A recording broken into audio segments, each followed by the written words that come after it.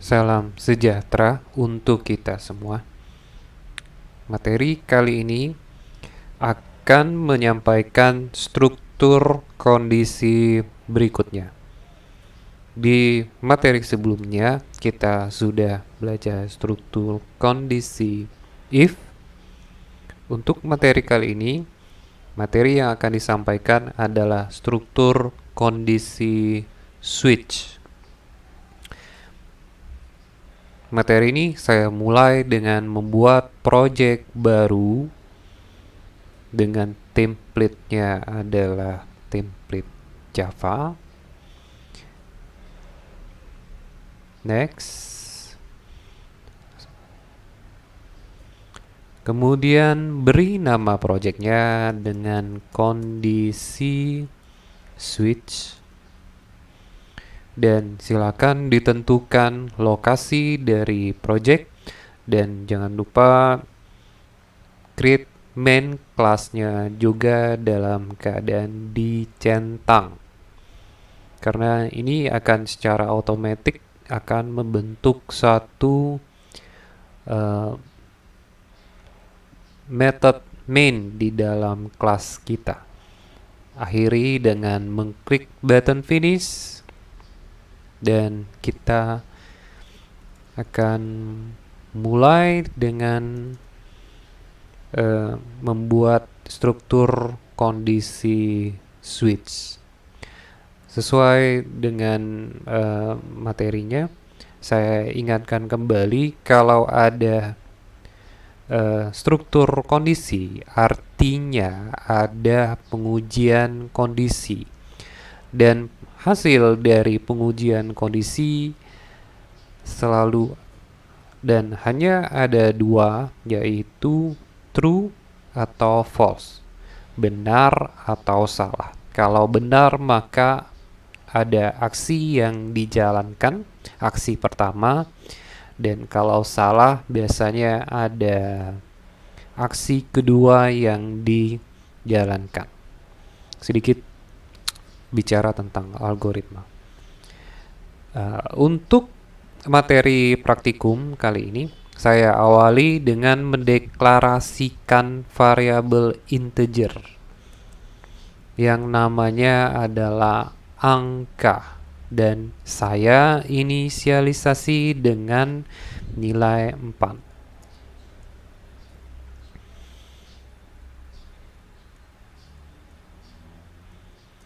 Kemudian masuk ke struktur kondisi switch. Switch diuji nilai dari variabel angka. Kemudian diikuti switch angka, diikuti begin dan end-nya, kurung kurawal buka, dan saya sarankan segera untuk membuat kurung kurawal tutup end-nya, begin dan end. Ini ya, ini begin, dan end-nya. Nah, untuk penulisannya sendiri gaya programmingnya beda-beda. Ada yang kurung kurawal bukanya dibuat seperti ini, begin dan end. Ya, tidak ada permasalahan, esensinya tetap sama, ada begin dan end, tetapi hanya gaya penulisannya ya saja yang sedikit beda. Kalau sudah masuk, kemudian case 1, jika hasil pengujiannya angka tersebut bernilai 1, maka tulis ke layar.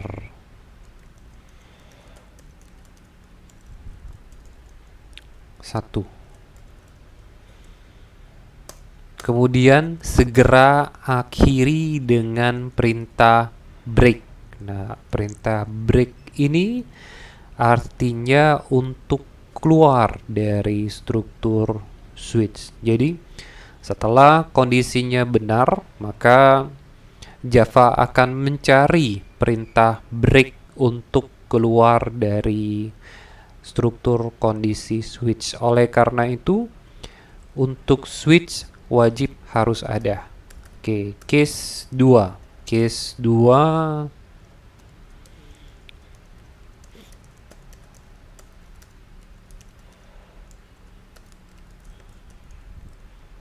saya akan menuliskan ke layar kalimat angka 2, akhiri dengan tanda titik koma dan perintah break. Nah, oke. Case 3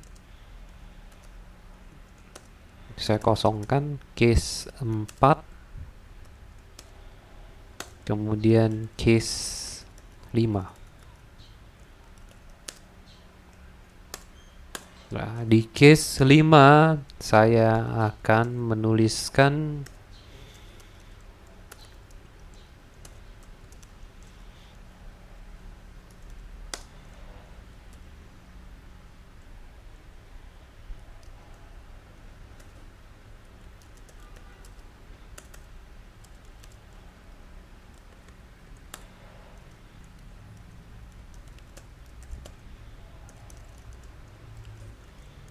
satu sampai dengan 5 dan harus ada perintah break. Dan defaultnya di sini maksudnya adalah kalau hasil pengujian nilai dari variabel angka range-nya tidak dari 1 sampai dengan 5, misalnya 100, 6 dan sebagainya, maka di bagian default yang akan dieksekusi system.out.print. Nggak perlu diketik semuanya, hanya tinggal kita pilih seperti ini. Oke, enter.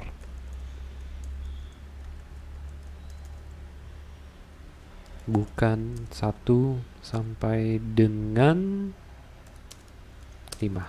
Oke. Nah, saya isi dulu nilainya dari yang 1. Nah, bagaimana? Kalau saya isi nilai dari variabel angka, maka dari logic yang sudah saya buat, yang akan tampil di layar adalah kalimat 1 dan kemudian break keluar dari perintah switch kita running. Oh sorry, saya rubah dulu. Klik kanan, set as main project, project utamanya yang akan kita eksekusi, run, dan hasilnya adalah 1. Nah, bagaimana kalau saya isi dengan 2? Hasilnya sudah bisa ditebak, diprediksi, hasilnya sesuai dengan logika yang kita buat, hasilnya adalah 2. Nah, bagaimana kalau saya isi dengan 3? Hasilnya bagaimana? Hasilnya adalah angka antara 1 sampai dengan 5. Nah, ini juga bisa terjadi kalau kita ingin membuat range antara 3 dan 5. Nah, di sini terlihat pada saat kondisinya benar, angka nilai dari variabel angka adalah 3. Maka yang dilakukan selanjutnya adalah mencari perintah break. Karena tidak ada perintah break di case 3 dan 4, maka di case 5 yang akan dieksekusi dan masuk ke perintah break. Nah, ini yang terjadi. Bagaimana kalau kita ganti dengan 4? Hasilnya juga akan tetap benar, range antara 1 sampai dengan 5. Nah, bagaimana kalau saya isi nilainya dengan nilai sembarang, bukan range 1 sampai dengan 5, misalnya 90, hasilnya adalah bukan 1 sampai dengan 5. Masuk ke bagian defaultnya. Nah, ini adalah struktur kondisi kedua yang sering sekali digunakan di dalam programming selain struktur kondisi if. Berikutnya materi selanjutnya akan masuk ke input dan output. Outputnya sudah kita pelajari sampai dengan sekarang. Nah, masuk ke materi selanjutnya, kita akan masuk ke materi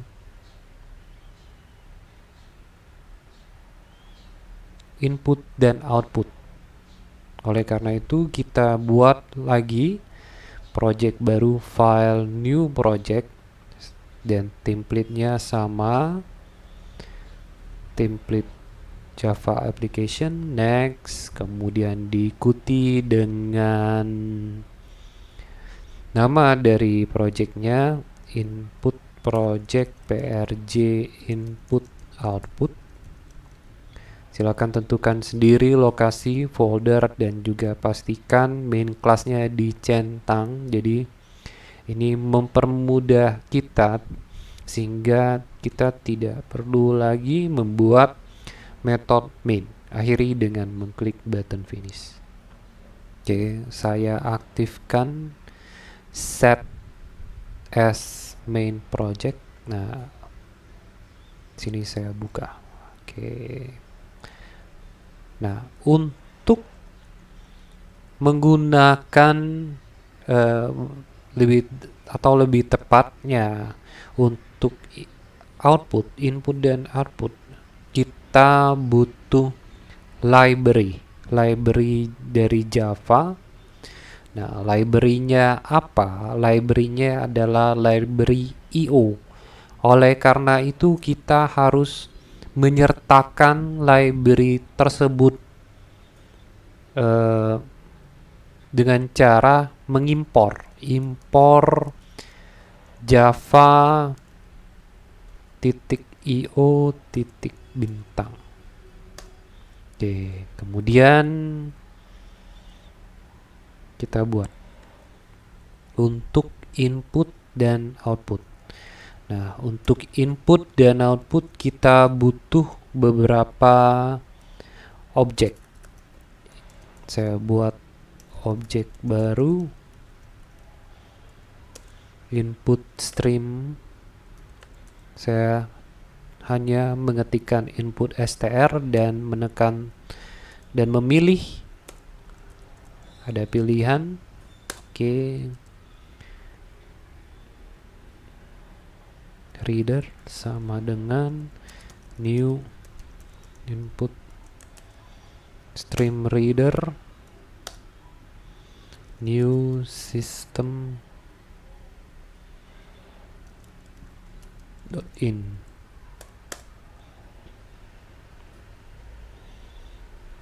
Ada peringatan di sini, peringatan kesalahan.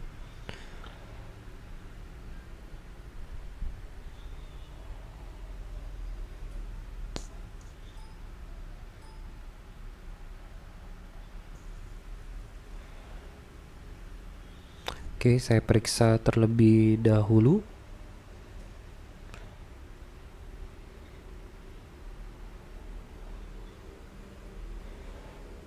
Loh, tidak ada constructor ini sepertinya. Coba-coba lagi. Oke, nggak ada constructor.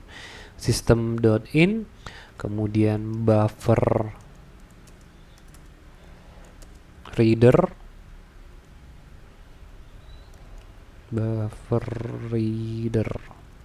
Oke, ini saya beri nama objeknya br sama dengan new buffer reader, akhiri dengan tanda titik koma. Oke, sekarang system.out.print. .print artinya hanya menampilkan kalimat saja, tetapi tidak menambahkan line baru, menambahkan baris baru. Misalnya kode. Nah, untuk kita simpan string kode sama dengan br, objek br kita panggil metodenya readLine. Oke. Di sini ada pesan kesalahan lagi. Unreported exception must be caught or declared to be true. Nah, di sini diminta untuk mendeklarasikan IO exception. Saya tambahkan di sini di bagian paling atas.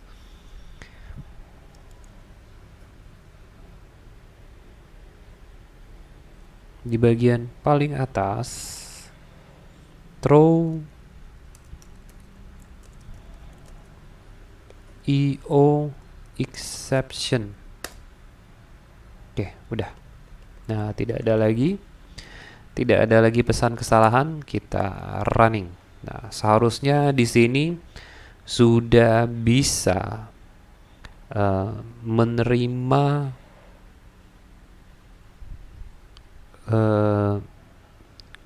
input dari pengguna, dari user, dan menampungnya ke dalam variabel kode. Kita lihat, kita running. Oke, kode misalnya X1. Oke, benar tidak ada pesan kesalahan. Saya tambahkan lagi. Misalnya dengan nama system.out.print nama.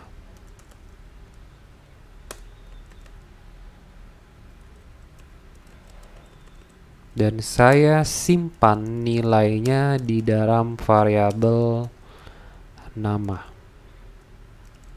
Dan saya juga mengingatkan kembali bahasa Java adalah bahasa case sensitive. Jadi metode readLine yang L-nya suku kata keduanya huruf kapital itu tidak sama dengan readLine yang semua hurufnya menggunakan huruf kecil. Jadi terdapat perbedaan. Oke, kalau sudah, nah bagaimana kalau kita ingin menerima input dengan tipe data bilangan, misal.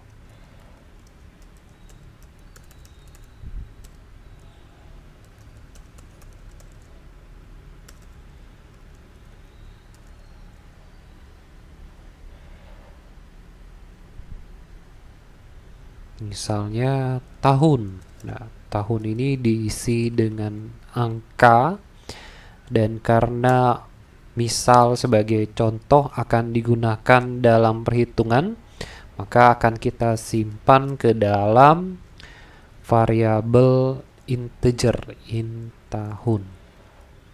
Tahun sama dengan br titik read.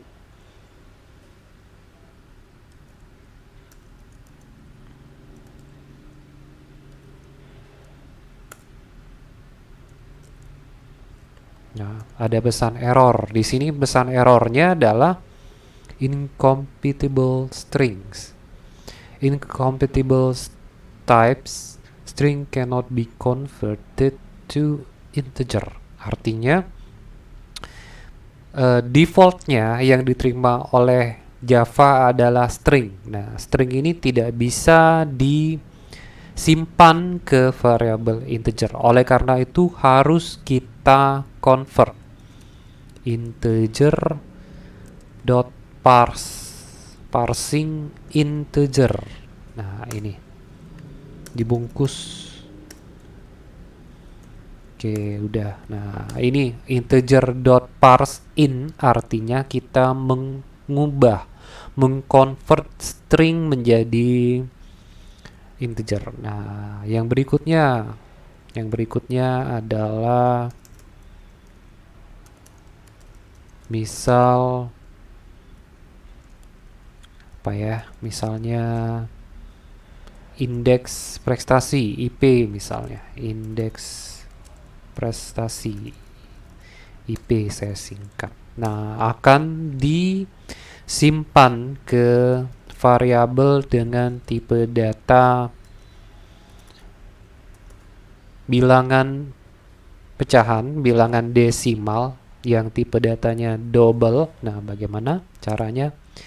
Sama, harus kita convert double dot parse double br titik read line. Oke, kalau sudah, kita tampilkan ke layar system dot out dot print line.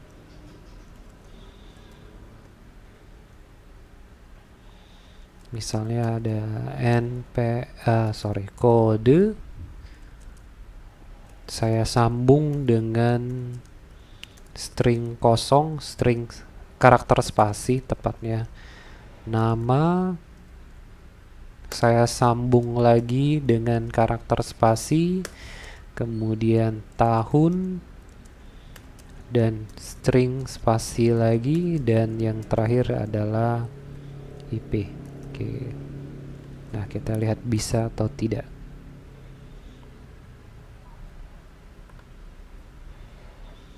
Kode misalnya X1, nama misalnya Budi, tahun 2020, IP misalnya 3,2.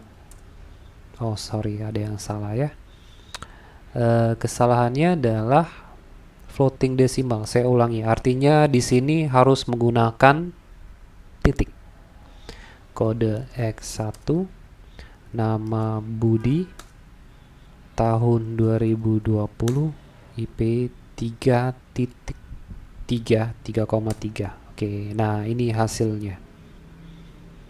Nah, di sini sudah terlihat bahwa kita sampai di sini sudah bisa menerima input dari sisi pengguna dan menampungnya ke dalam variabel. Setelah ditampung di dalam variabel, biasanya akan ada processing. Nah, processingnya ada banyak sekali tergantung kebutuhan, dan nantinya setelah diprocessing ada output.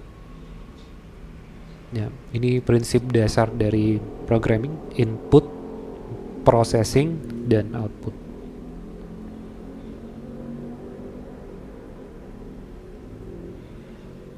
Dan berikutnya, nah, ada cara yang kedua. Ini cara yang pertama. Jadi saya ulangi kembali, untuk cara yang pertama ini kita harus menyertakan library IO, kemudian exception-nya harus kita tangani, throw IO exception, dan ini caranya. Oke, untuk cara kedua, library yang digunakan, library-nya berbeda. Library-nya adalah import java utility .scanner. Nah, ini library yang kita gunakan. Nah, bagaimana caranya kita gunakan? Sekarang kita buat dulu objek baru, namanya adalah dari kelas scanner, scan. Saya beri objek namanya scan sama dengan new scanner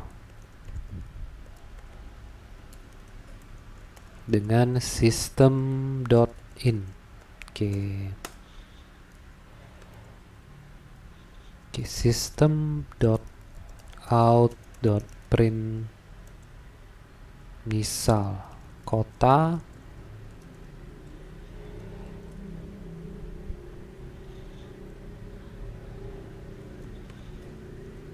akan saya simpan ke dalam variabel kota.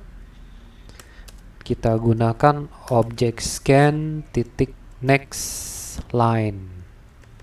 Oke, dah. Yang lainnya misal system.out.print umur misalnya sebagai contoh.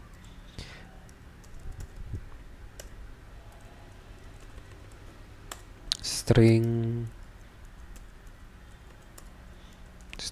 umur sama dengan scan titik next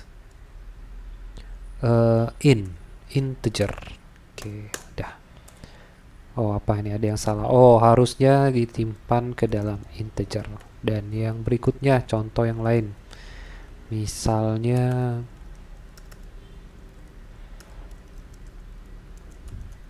untuk menerima bilangan desimal, misalnya IPK, bagaimana?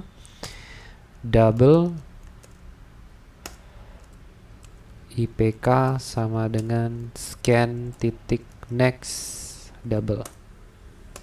Oke, kita tampilkan ke layar out.print line. Kota saya gabung dengan karakter spasi. Jadi plus ini bukan hanya digunakan untuk operator aritmatika, untuk perhitungan matematika, tetapi juga digunakan untuk menyambung string.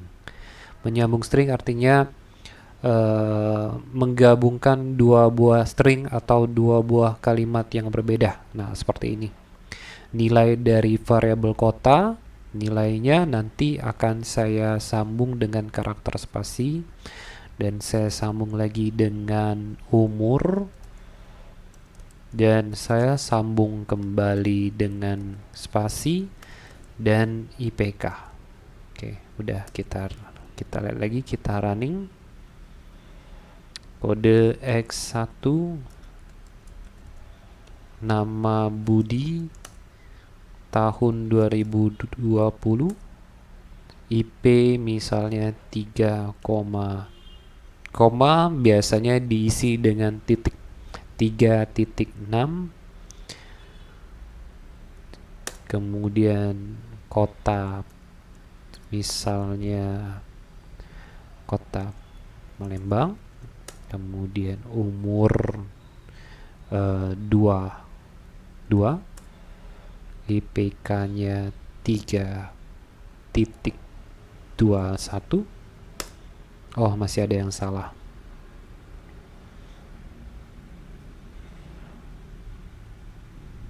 Oh, oke, saya tahu kesalahannya. Saya running kembali.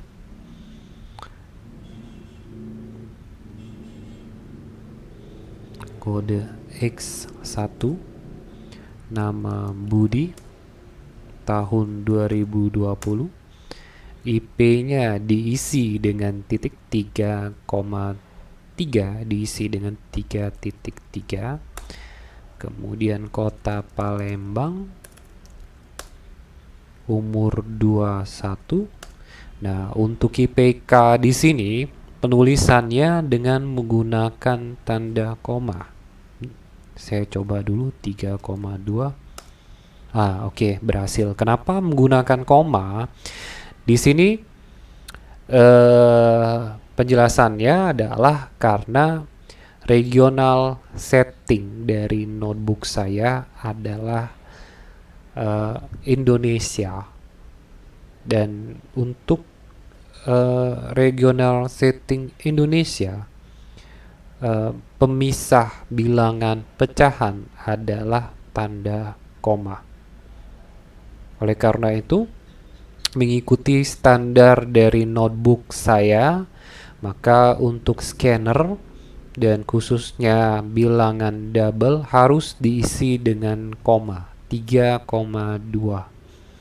Nah, ini sedikit yang tidak standar. Biasanya di berbagai aplikasi untuk mengisi koma mengikuti standar internasional. Jadi standar internasional untuk koma adalah titik. Jadi misalnya adalah 3,23 itu diisi dengan 3,23. Nah, ini lebih standar menurut saya. Nah, sampai di sini kita sudah belajar bagaimana caranya untuk menerima input dan output. Jadi menerima input masukan dari sisi pengguna dalam bentuk data, dan datanya disimpan ke dalam variabel dan kemudian pada akhirnya bisa diproses